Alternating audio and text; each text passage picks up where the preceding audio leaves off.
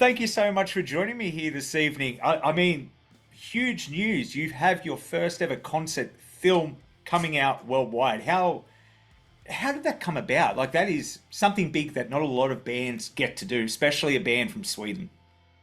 Uh, True. But it starts like this. We did the tour last year, the tour to end all tours, and for the European part of that, we had a quite big production. We were traveling with as much as 140 people around Europe, and the stage was pretty big, and the show was quite something we have never done before. Mm. And we thought it was so damn cool, and we thought that more people need to see it. Unfortunately, we cannot travel with all of those people and all of that stuff around the world. Uh, Sabaton is a little bit unequal. In Europe, we are way more popular than what we are in some other places. Mm. So that also reflects in the type of show we can and cannot do in various places of the world.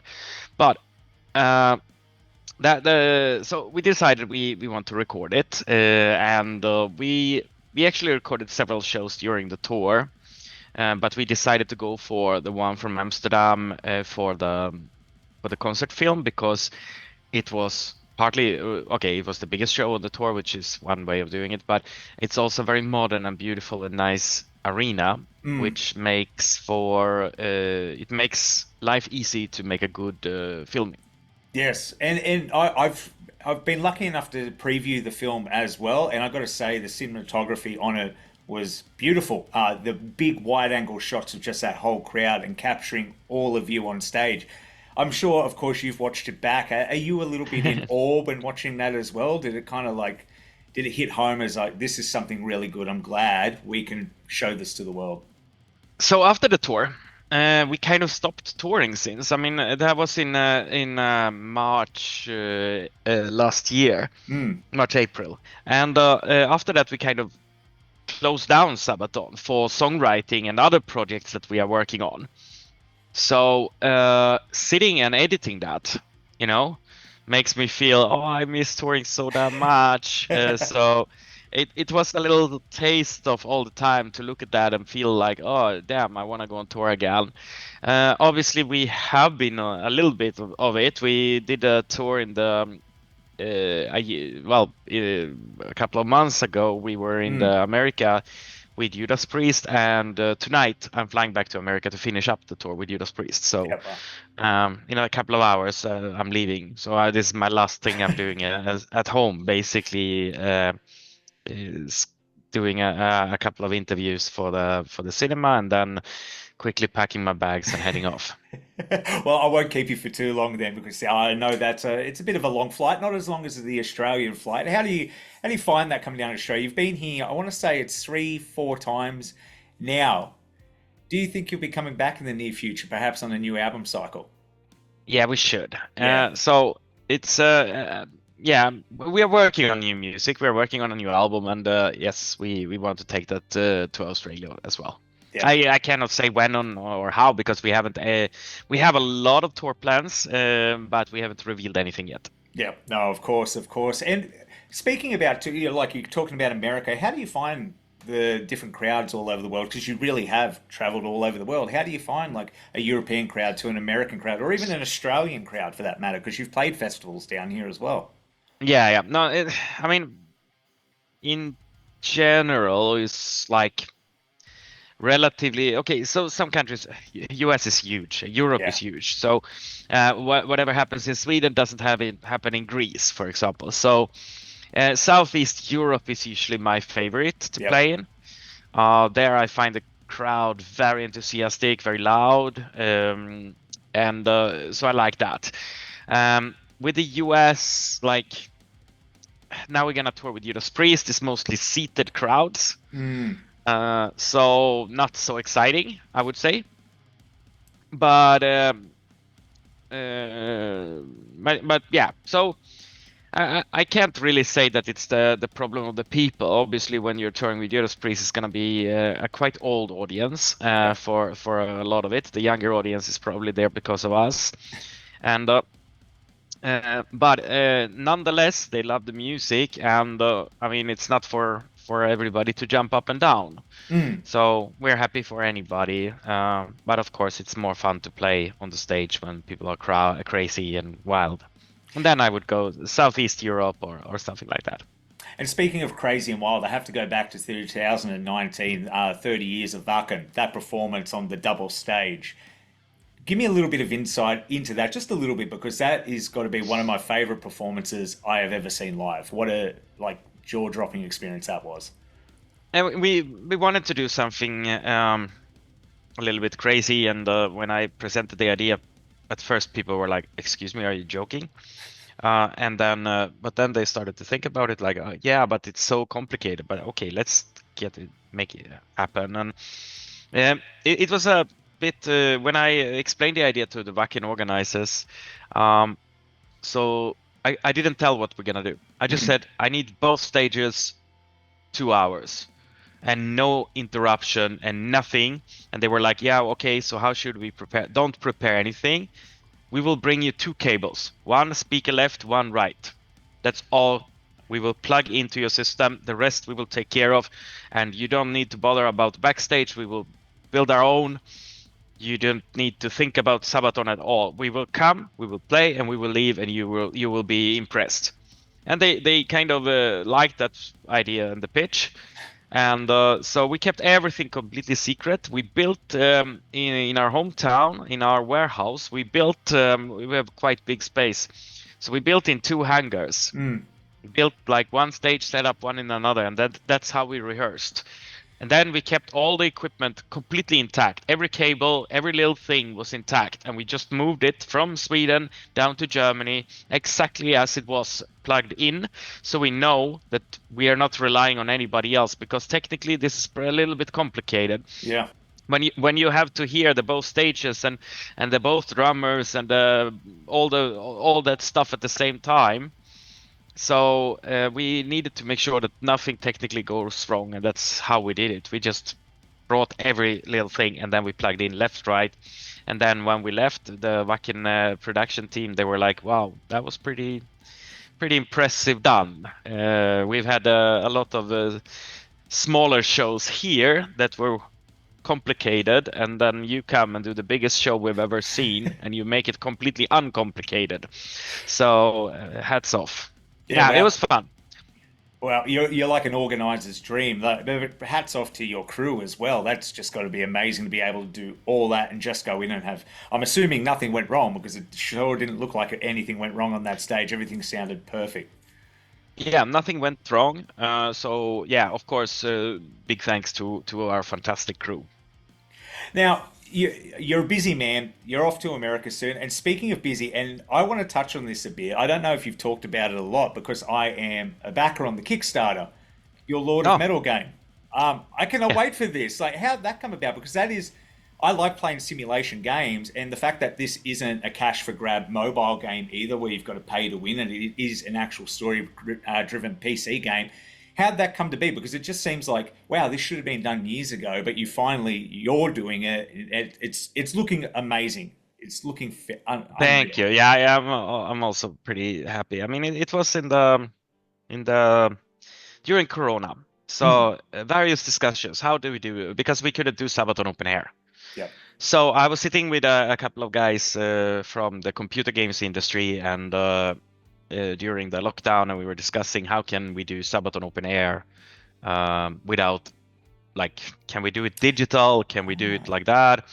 And then I had the idea that I wanted to build a game, and I started to think, can we do the real life mechanics? I mean, I'm doing this for life. I mean, this is what I've been doing. I manage the band, that I book shows, and I organize a festival and these kind of things. So I know everything involved. Yeah. And while some people might think that this is boring and horrible and difficult and whatever, I enjoy it. So that's why I'm doing it. I love it. And then I was also, I think it's very fun, at least for me. So then I thought, what if, can this be sort of gamified? Yeah. Can my world be gamified? And yes, it can be. And that's what is happening now. That's fantastic. Are you a big gamer yourself, or is this kind of a bit of new territory for yourself getting into it? No, I always a big gamer since yeah, since I was born basically. So yeah, I always loved games, and I'm pretty involved in the gaming industry. Got a lot of friends there, and and now I have my own company. So yeah. Which is unreal. And I was kind of blown away. Were you kind of shocked at how big that Kickstarter opening 24 hours was as well? Because I think you had a 75,000. You blew right past that straight away. Yeah, and now it's probably the double that or something. So we're happy. The campaign was successful, and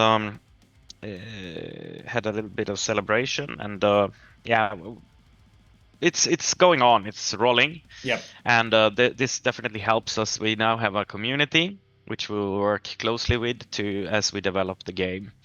So next stage of the game will be seen in March, I think. That's the plan. Very But exciting. but the whole game is set for a release much later.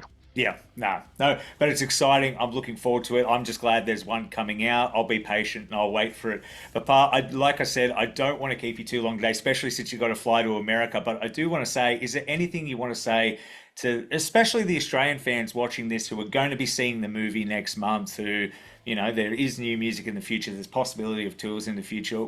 What do you want people to be excited about with things going on in the Sabaton camp? I mean, there's always things going on in the Sabaton camp, and right now it's cinema, which turned out to be something much cooler than we anticipated, and a Mm, bigger story than we anticipated. The way we kind of started to talk about this, we wanted to show it to the world, sure, how the tour is gonna look like and stuff, but and and we were in talks with our Swedish uh, the partner who's doing our show is in Sweden, and he was like, can we take the filming and see what we can do with it, because we would like to try something. We haven't really tried to do a live like cinema thing, but it mm, would be cool. So we discussed a little bit, and then okay, let's try it. And we didn't went to any big distribution company that would normally guarantee you worldwide global distribution for a cinema like this. We went to the tiny little thing in Sweden called Folkets Hus och Parker, which doesn't make any sense for you, but it's an independent collection of cinemas in Sweden and how they are organized in order to survive. yep. And so and together, like in a quite unique collaboration, we have added country by country by country in this, and treating every country unique in terms of promotion, Mm, marketing, PR, and distribution. And which has been a super exciting story. We started out with, okay, we got a couple of cinemas now in Sweden, and now we are at we have announced like 750 cinemas, and in a little while I think we're gonna cross 1,000. wow. So because we are about to add some more territories, and with that and how it's been done, it's a very cool part of the exciting story.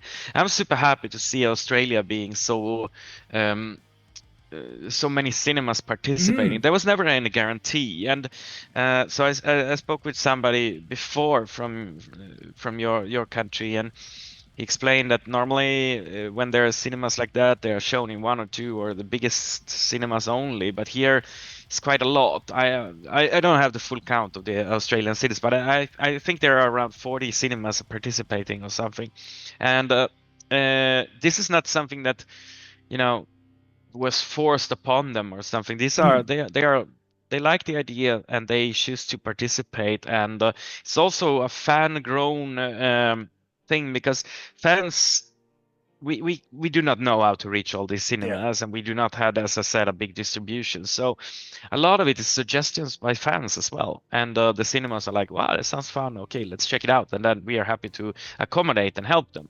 So it's again, we are doing something our way that isn't really the traditional way of doing it. The previous year we had our movie, the animated movie, which did Yes. not come to Australia. No. We had that was a in the it was supposed to be shown in museums, and we had a huge interest from the museums in Australia. But due to the time it takes to clear something for the rating, Yes. we applied too late, so we couldn't show it, and that's all on us. We didn't know that Australia was a very long time in the process where you need something to be cleared for the language and these kind of things. So that was the sad thing, that this movie was not shown in Australia, but the interest was there, and feel sorry for the fans. And we're working on another chance for Australia to see the movie as well. But yeah, on the concert movie, we were out a little bit earlier, and we Yeah. had it approved. No, it's fantastic. And like you mentioned as well, like it is, when I saw it said it was coming to Australia, I thought I'd have to go all the way into Sydney to see it. There's probably about 10 cinemas within 30 minutes from me that are all showing it. So I'm spoilt for choice. So it really is Oh, kind of playing everywhere. Yeah, no, I kind of looked at it, I was like, oh, I don't even need to pick. I can go to whichever one I want. It's like a big blockbuster coming out down here. Like every cinema around me is showing it, which is unreal. And I thought was super cool. And it's really cool to see that your reach kind of comes literally to the opposite side of the world for something like this. And it's very exciting, and it's very exciting to see everything you guys continue to do, whether it be new music, a video game for yourself. But Pa, thank you so much for being here tonight. I hope you have a great tour over in America, and I'm looking forward to seeing what the future of Sabaton holds, because you guys keep surprising me with what you're releasing. yeah, and we got of course we got something really cool coming. I know Yeah. we've been working a while on new music, and yeah. I won't tell too Yeah. much, but No. it's gonna come, and I think you're definitely not gonna be disappointed. Oh, okay, okay. No, looking forward to, well, Pa, thank you so much. You enjoy the rest of Thank your you. day. Have fun, mate.